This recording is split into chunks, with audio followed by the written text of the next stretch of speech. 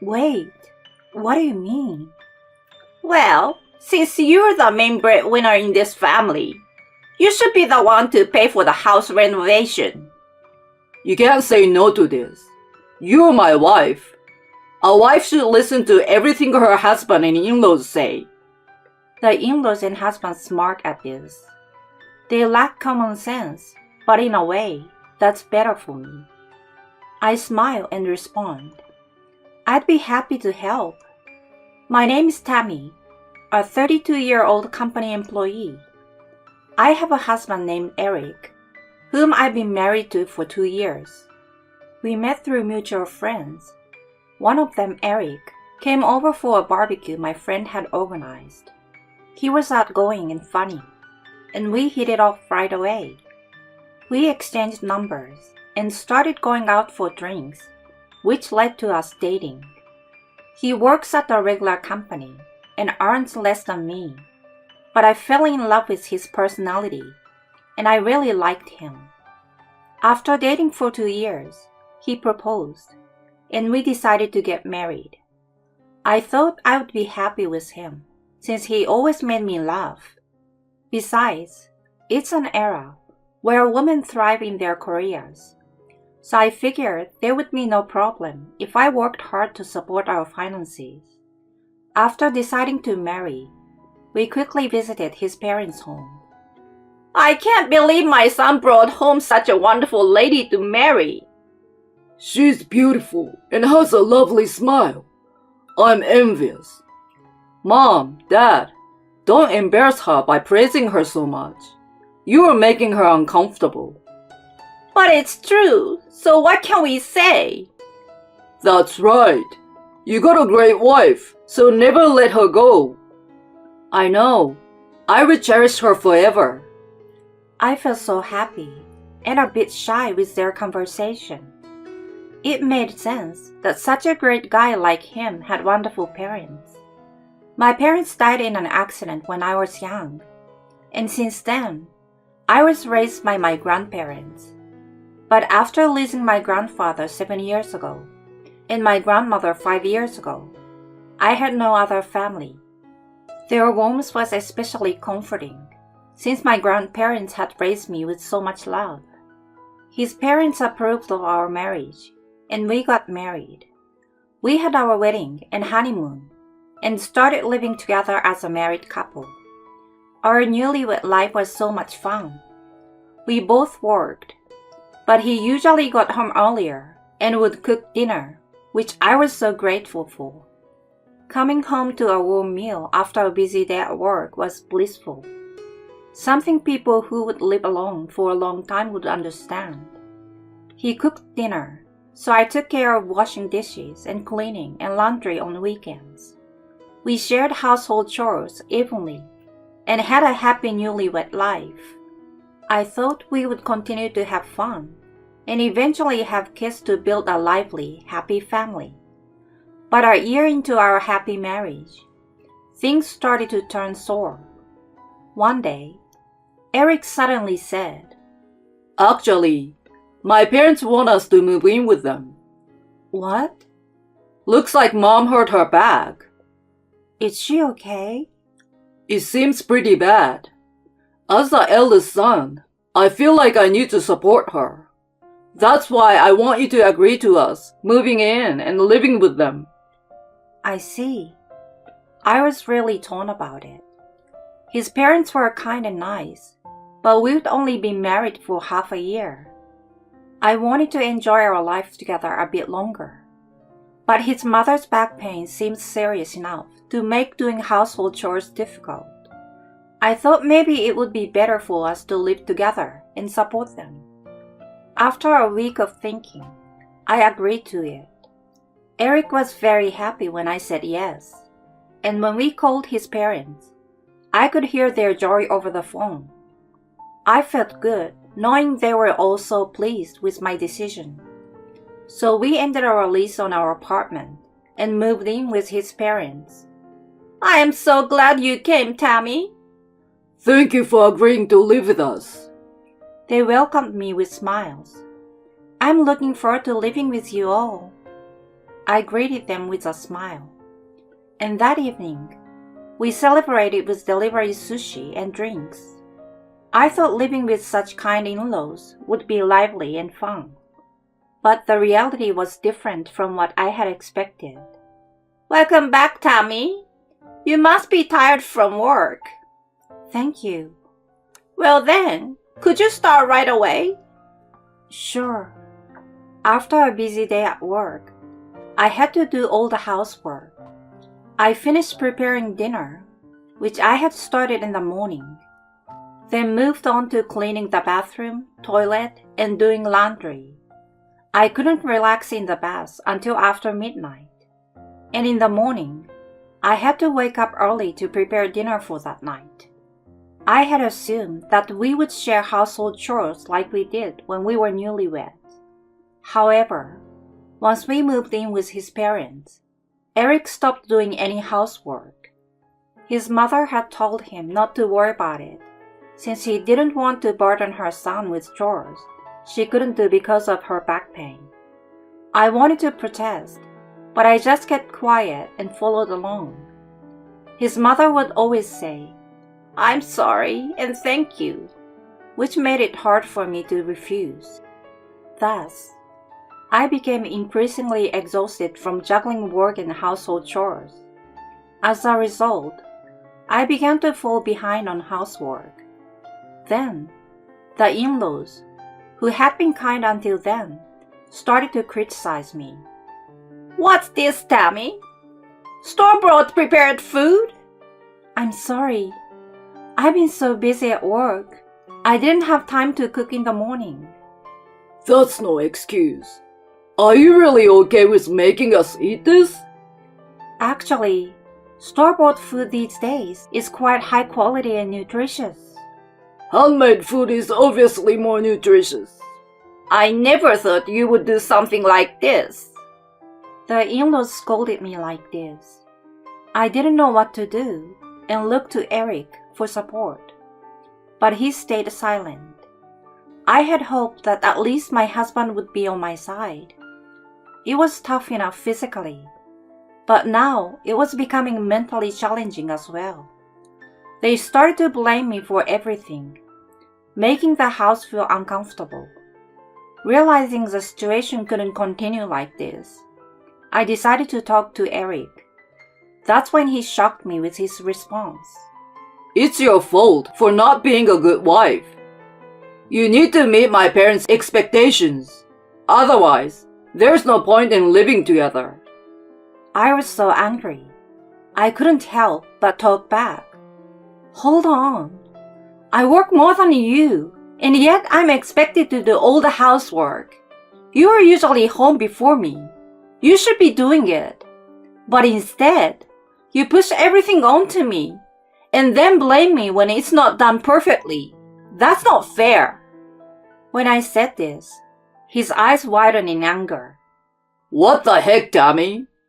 Are you defying me, your husband? It's unbelievable that you're blaming me when you're the one who is inadequate. I was shocked, because this was the first time I had seen my unusually gentle and kind husband yell like that. Not knowing what else to do, I just apologized, saying, "I'm sorry." From that point on, both my husband and in-laws started to hurl harsh words at me. I gradually began to think I was truly a terrible person, and that I should obediently follow what the in-laws said, since they were right. Then one day, I got a message from an old friend, someone I was close with in high school. She suggested we meet up after a long time, so I agreed, feeling nostalgic. We decided to meet at a cafe on our day off. Seeing me after a long time, she asked, "What's wrong with you?" When I asked, "What do you mean?" she replied, "You look really terrible." I was confused until she asked if it was work or my husband that was troubling me. At that time, I was almost brainwashed into thinking there was no problem at all. Not at all. Nothing's tough. Work is as busy as ever with lots of overtime. but it's fulfilling. At home, my in-laws are guiding me since I am a failure. My friend was speechless when I said that. Tammy, that's what you call mistreatment and emotional abuse. No way. I'm just not good enough, so they're being strict with love. You're exaggerating. Please, Tammy, wake up. You're like brainwashed. What are you talking about? Brainwashed? Seriously, this is wrong. I will help with anything, but you need to cut ties with that family as soon as possible. Her eyes were dead serious. Then, something inside me began to stir again. Something was wrong with my current situation. Those people were wrong. Such thoughts started to come to my mind. After parting with my friend, I went straight home. But I was met with this. You are late. Prioritizing friends over us is unacceptable. I'm sorry. I will start cooking dinner right away. I suddenly felt irritated. I quickly made dinner and served it at the table. What? Fish today? I was in the mood for meat. Yes, I wanted meat too. You really don't understand, do you? Can't be helped. She's a failure. They all laughed at this. I wondered why I had to put up with this from these people. If they have complaints, they should cook themselves. These thoughts suddenly came to my mind, along with a feeling of anger. What's happening to me? I thought they were right, but now, after dinner and washing the dishes, they called me to the living room to talk. What did you want to talk to me about? Then, with a happy smile, my husband said, We are thinking of rebuilding this house. Rebuild the house? As I was surprised, my mother-in-law spoke out. This house is getting pretty old, you know. So we are thinking of rebuilding it. I naively thought it was a good idea and said, That sounds like a great idea. Right? I knew you would say that. So you will be paying for the reconstruction. Wait, what do you mean? Well, since you're the main breadwinner in this family, you should pay for the house renovation. She said it matter-of-factly. Then, my husband chimed in. You can't say no to this. You're my wife. A wife should listen to everything her husband and in-laws say. They all smirked at that. But I don't have that kind of money. Then my husband said something shocking. What are you talking about? You have the inheritance from your grandparents. What? You should use that money for us. You get to contribute to the family you married into. We'll get a nice, comfortable house. It's a win-win situation. At that moment, something snapped inside me, and I fully came to my senses. They had been planning to use me from the start. There is no way I'd give them the money my loving grandparents left me. I had been brainwashed and exploited up until now, and it was time for revenge. Their lack of common sense was actually a blessing in disguise. I smiled and said, I'd be happy to help. They clapped their hands in joy, probably thinking they had successfully brainwashed me. But the brainwashing was over. Now it was my turn. I contacted my friend again, who had reached out earlier. She happened to be a lawyer. I thanked my friend for helping me regain my sanity and formally asked for her assistance in getting a divorce. She readily agreed, saying of course, and we began preparing for the divorce. Following her advice from our previous meeting, I used my smartphone's recording app to capture instances where my husband and in-laws verbally abused me and tried to coerce me into using my assets. I was skeptical at first, but I'm glad I recorded everything. The emotional abuse and mistreatment continued, so I gathered plenty of evidence. The house rebuilding plan progressed smoothly.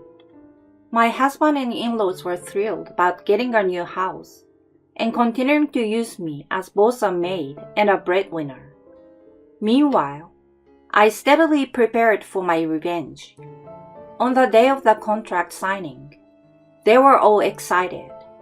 I joined them in the car, smiling slyly. At the real estate office, they happily signed the contract, of course, in my husband's name. We arranged for a loan, and I promised to make the payments. The payments were to be transferred monthly to my husband's account. He suggested I could just put all the money in at once, but I managed to convince him my way was better to avoid any loss. After confirming the contract, I stepped outside the real estate office, pretending I had an urgent work call. They were a bit annoyed, but more overwhelmed with joy, so they didn't stop me from leaving. I caught a taxi to the council office, and with some men my friend had arranged, quickly packed up my belongings and moved them to my car. I left the divorce papers on the table and moved to an apartment I had previously arranged for single living. Eric sent calls and messages during the move, but I ignored them all. After I finished moving, I messaged him that I had to suddenly go to work. He sent angry messages in response, but I ignored them. About 2 hours later, he called frantically, probably just returning home. Hey, what the hell is this about? Exactly what it looks like. I've decided to divorce you. Why so suddenly? I can't take your emotional abuse or your mother's mistreatment anymore. What the? Who is going to pay for the new house's loan if you're gone? Figure it out yourselves. I'm no longer involved. Goodbye. I will refuse the divorce. That way, you will still have to pay as my wife. Then let's fight it out in court. Court? If you refuse, I will fight as long as it takes. If it goes to court, you will have to pay legal fees too. I earn much more than you and have an inheritance, so I can afford it. But can you? With a high monthly loan, you can't afford to waste money, right? Hearing this, he screamed, "Damn it!" over the phone. Apparently, on speaker, his parents started begging me with desperate words, but I ignored them all and said, "I'm not your maid. I will never forgive you. Draw in debt and go to hell." I hung up the phone. Through my lawyer friend, I pursued the divorce and compensation for the emotional abuse. Eric initially refused, but once he realized a court case would cost more, he reluctantly agreed. As for the house reconstruction, they canceled it, but since they had already signed a contract for a $700 rebuild, they were charged a 10% cancellation fee, which was $70,000. So they ended up losing $70,000 and had to pay additional compensation without getting anything. It was a fitting outcome for their actions. Meanwhile, I'm living comfortably and happily alone in my apartment. I can't thank my friend enough for her help. I plan to treat her to a nice dinner soon. For now, I'm good without romance and thinking of finding a new hobby to enjoy my single life.